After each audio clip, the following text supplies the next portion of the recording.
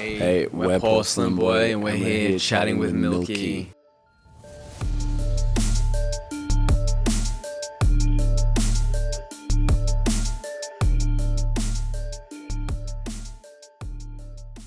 I mean, when we first talked, I think that was about when we first started, I guess, making music as Porcelain Boy and releasing. And to be honest, I think it's much of the same. We've just, I like to think, gotten a little bit better at it, done a little bit more, and so we've had a little bit more to say. You know, I think we're trying to close the gap between like our like taste and our ability, which is, you know, like we used to be really into things but weren't quite sure how to make it, and we're getting ever so slightly closer to getting towards a sound that, like, you know, we want to hear from ourselves and things that we want to be able to say about ourselves, what we're doing. Kind of just explored a lot of personal experience, kind of tried to portray it in a interesting way that helped reflect what we felt in the time during that experience. Like a lot of big pillars, I guess, of like, you know, our identities, love, loss, like sexuality, like euphoria, kind of being in like a new place, exploring it with like new people. We kind of just wanted to capture, yeah, like our last couple years, maybe post-COVID, kind of coming into Sydney, the sounds that we're playing within it, like the sounds that we were, you know, exploring through these last couple of years as a group, with like the people that we worked on it with as well. As in, like, a lot of the songs are about ourselves and the people that we spent this last kind of year and a half with. Each and every kind of one of those songs is a story in that regard. That's kind of the bulk of it lyrically, just tales of like the mates in the city that we're living in. It's going to sound kind of vague, but I guess when you know you've got it, you've got it. And if we both agree, it's unanimously, like, it's obvious, like, we'll hear a sound and be like, that's it. That's the one. And obviously, like, a lot of influences as well, stuff we listen to. I think when you got a sound and we both just know, it's like, that's going in. That's going to make the cut. We spend a lot of time together and we're pretty brutal with each other creatively. So, you know, if he's not hearing something that I'm trying to hear, it's pretty like open for him to be like, nah, that's not it.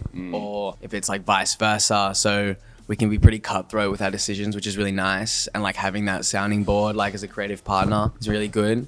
That and like super informed by the people that we're making music with as well. Like, you know, shout out Grasp, shout out Shy, shout out Club Angel, shout out like Buckhead, shout out like all the homies that we are surrounded by making music with and inspired by. I mean, this year there's been, so many, like Con Moran, Echo Atari, Make, Greg McMurray, like Cherry Ripe, Anna Scobie. Like, we're kind of just seeing all this amazing art being made around us that just happens to be friends of ours and like friendly people. So we're definitely pulling a lot of inspiration from like Sydney.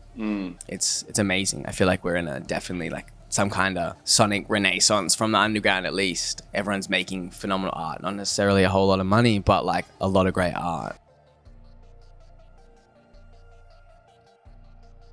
Over the years, I feel like we've developed that, and it's become more clear as time goes on. The more we do it, the process and what it is, and we know how to like execute something in a way that is using that process because we've done it and we know it works. So I feel like we're definitely developing a process that's going to become textbook, I think. One person starts with an idea, the other person lets them know if they like it, and then we can just back and forth on that, like from a production end, from a writing end, you know, from an instrumentation end. The two of us kind of just bounce off each other pretty well in that respect. Like, it's a wholly collaborative process for kind of like each and every track. I think onto the point that like the two of us kind of have this like, you know, when it comes to things that we want to make and how it sounds is really nice, because then we can go in with like a real staunch like identity for the music that we want to make, and like then we let our collaborative partners kind of like enhance that or like change it in ways that we're both still very comfortable with. Like, because there's two of us and like that's two minds like in the room working with someone, we definitely like by far and large are still able to like insert a lot of our like artistic influence into the songs we make, even though they might be hyper like collaborative with other people, simply because it's the two of us and we have like a really strong idea of what we want to make, as opposed to like one person being in the room with like a producer or a top liner, and like maybe it's easier to get swayed and like you don't have as much of like a staunchness of like what you can create in there because just you versus like other people's ideas, especially more often than not when you're working with producers that are infinitely more like, you know, technically like adept than you. Like they're amazing around here. So I think the two of us having that has been really good in terms of keeping it really true sound. I just want to add, like, also having a good connection with the person that you're working with outside the studio really helps. So then you do feel like you can speak up in a studio setting or like feel heard, get your ideas out there, and vice versa. They feel like their ideas are heard as well. So yeah, I think having a relationship with someone outside of the studio is really important. That's so real. Like, I know everyone that we work with, like out of our home studio back in our lounge room in Sydenham, like they come by, we do dinner, we'll go get a drink, come back, like yarn for a couple hours and then get into it and keep it going. And it's always like, you know, everyone's a repeat offender that comes through. We don't usually just do like a one and like done with people that we're working with. Like they always kind of become longer standing collaborative partners because we have a good time. I feel like they have a good time as well, which is nice. I reckon it's Area 44. Yeah. 100, like it's the first track on the EP. We made this around the corner in Marrickville. We made this with our friend Shy. Shout out Shy, he's amazing. Our friend Gooseball was in the room. Chonzu came through. I think Justin was there for a little bit.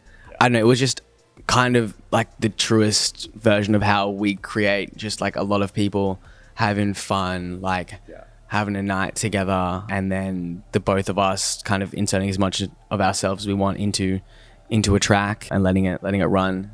I think it's got a great mix of kind of a lot of different things that we express across the project, like, you know, both like thematically, lyrically, and like sonically. Yeah, I think that's definitely like a PB track. All of the tracks feature a lot of references to Sydney specifically and like area, but that one probably has the most, that if you like unpack the lyrical content, you could be like, oh, I know about that, I've seen that, I know what that is, I know what they're talking about, I know what area this is. So I feel like that's really fun for an audience to like dive into that and explore what we're talking about. I kind of like a lot of Pocket Full of Teslas that's named after. It's named after an acquaintance of ours. He's like a street chemist, and he deals with, I guess, not so much maybe like a crisis of identity. That definitely is a part of it, but like he's unsure of where he kind of sits in relation to his like relationships around him, because as it would be, you know, your business, Separating business and personal relationships. Yeah, well, his business kind of bleeds directly into his personal relationships, and he has a lot of trouble identifying or like separating the two of them. And he wants to be a part of a lot of stuff, and people want him there, but often for different reasons than he would maybe like to attend. And so his whole thing was like, he comes on a Honda, pocket full of Teslas. He came so late, like, did your friends forget ya? Because he's always invited, like, you know, late at night, obviously. He's not invited, you know, to party. He's invited to the party to provide it. And, you know, you got what you want, but that don't mean you wanted. Be happy, the life of the party's in your satty. That hits, I mean, not only for dealers, but maybe for people that are kind of coming into spaces because of what they can kind of offer, not for who they are, which is a bit grim. And you see it a lot, like in creative spaces, like areas that we're in, this and that. Like these are unfortunate kind of like dwellers. They're not really like instrumental to the vibes or like cherished for, you know, being people, but like they serve a purpose, which is a bit unfortunate. But I know that's stuck, especially because it's someone that we know and we watch, and it's like ongoing. Maybe that's too much. Oh my God. But there's a few of you, so like, don't worry. If you think it's you, it might not be.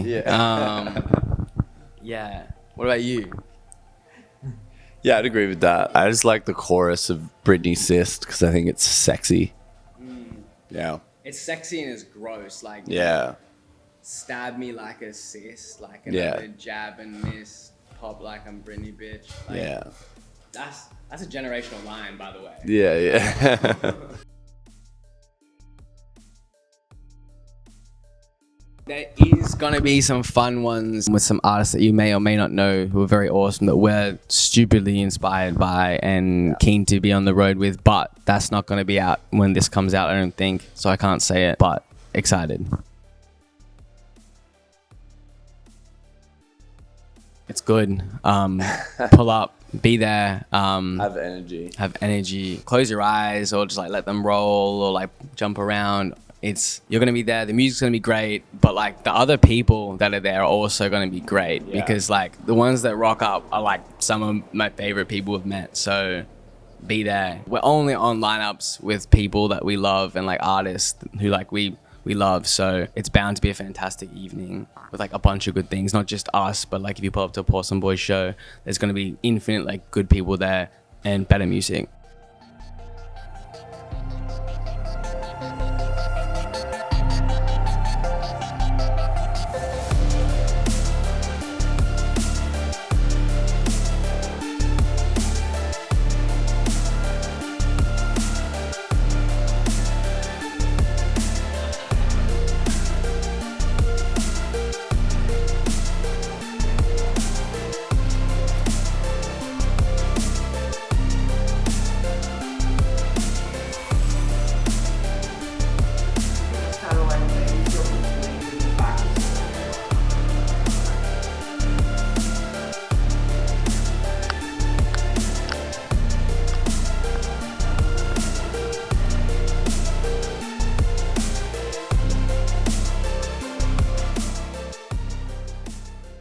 The Help, Death from Above, Teenagers. The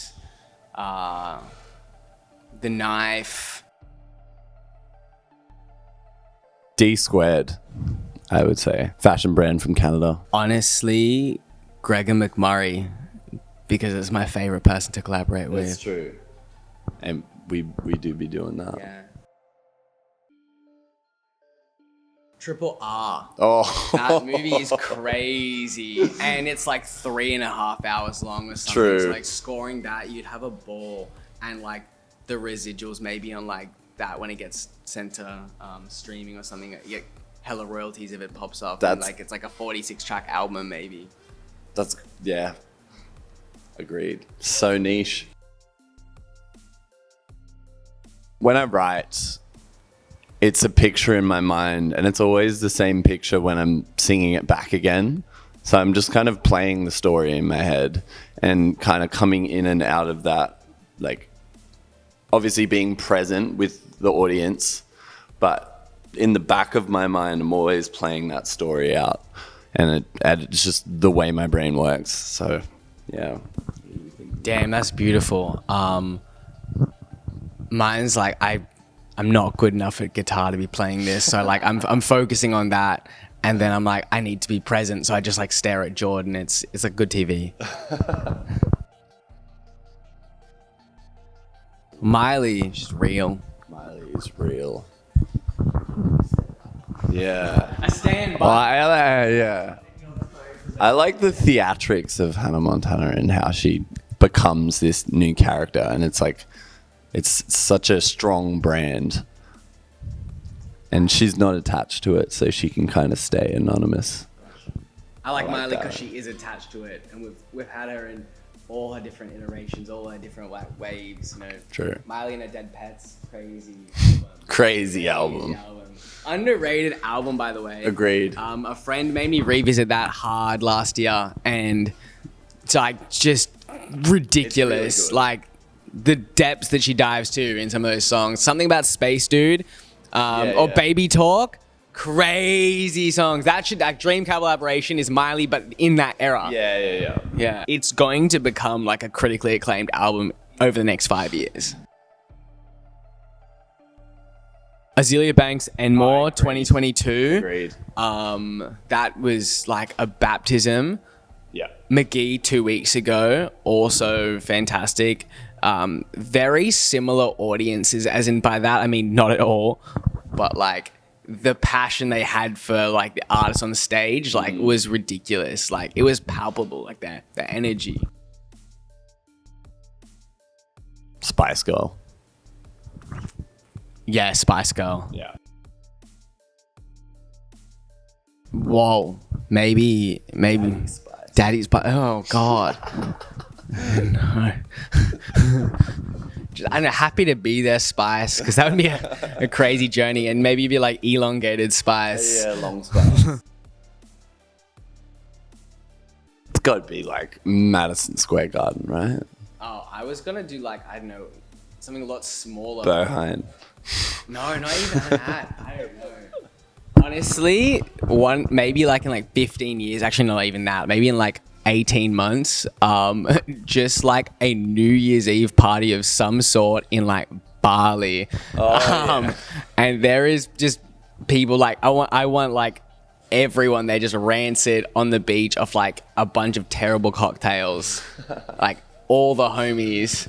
Yeah, that or like somewhere in like Bangkok, like somewhere Southeast Asia. I want to be like warm. I want to sweat during it. But then also Madison Square Garden, I guess, with Jordan. That's cool too. Springsteen. I probably said this last time. Dancing in the Dark. Yeah, that'd be my...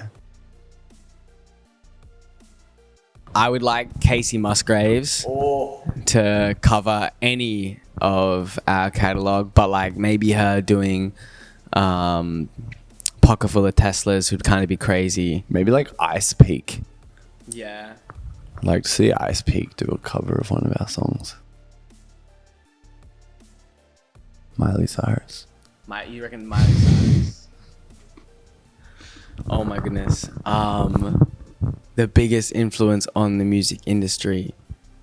Surely it'd be like some kind of like producer project, like I don't know, like a Mark Ronson, but that doesn't feel quite even big enough. Maybe like Avicii. Like Mark Ronson's mad, but he just does nostalgic sounds really well. Maybe like an Avicii like created like a new sound. Or like Max Martin. Yeah, Max Martin definitely did types like pop. Everything. Maybe Timbaland. I'm giving it to Avicii. Yeah. R.I.P. I know I said Taylor last time we did this, which is also probably just as true, but I'm changing it to Avicii. Be consistent, please. Eat good, dress well, kiss your friends. Yeah, that's about it, honestly. Live good and stay consistent.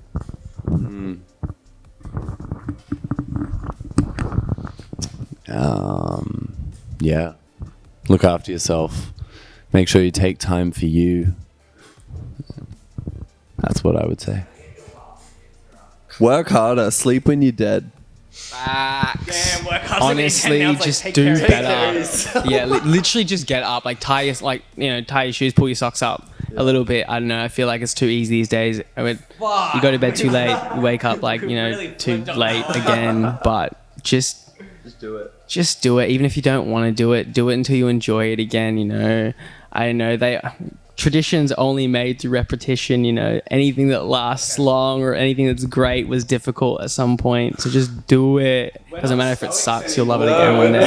It was soft as baby shit. Can't believe you went from being like, fuck yeah, do it, to like, take some time. I hate who I've become. Oh, that's so grim. I changed that. Just do it. Just actually get up. Yeah. If you're not going to do it, someone will. Yeah. I can't remember the author, but it's called Shapeshifters. And it's just narrative based, but also so interesting, so much information about medicine that I didn't know that really hooked me. It's a good read. It's that chat with the psychiatrist, the psychologist, hey, and it's like all about different like conditions and like where their origins were, like the like werewolves and like lunacy and like like these connections that are being made of these. Yeah, and that's a good book. Related to like normal problems as well. It's which is so fantastic. interesting. Yeah, that's a great book. liked it. Highly recommend. Another book that I've recently come into possession of, various authors, but someone kind of like curated it. It's called Love Letters by Great Men. Highly recommend. It's just love letters throughout the ages written between like, people and, I guess the ones that they love. It gives a little bit of context before each letter on who they were and who they're writing to and why they're writing it. But my God, the pens on these people, like insane. When people say love is dead, I understand because I've never read, received, or like sent anything quite like anything these fellas have. I want to feel like that one day. I'm going to listen to the last 6 minutes of LCD Sound Systems, All My Friends. Yeah, the last 6 minutes of it because it's a 7-minute song, and I can cut out the intro and just jump straight into it. That to me feels like a world-ending tune. What about you? I reckon like Can't Smile Without You, Barry Manilow twice, because I think it's just under 3 minutes, so I can get 2 in before the world ends. True. Or like a VIP edit of it where it's just like the chorus like 6 times just running. Yeah, I'll spend 3 minutes editing it, so it's just a 6 minute song. A whole lot, Yeah. if I'm being honest. Yeah, I'm actually not going to try dig down for that one and come out with anything too eloquent because it just means a lot.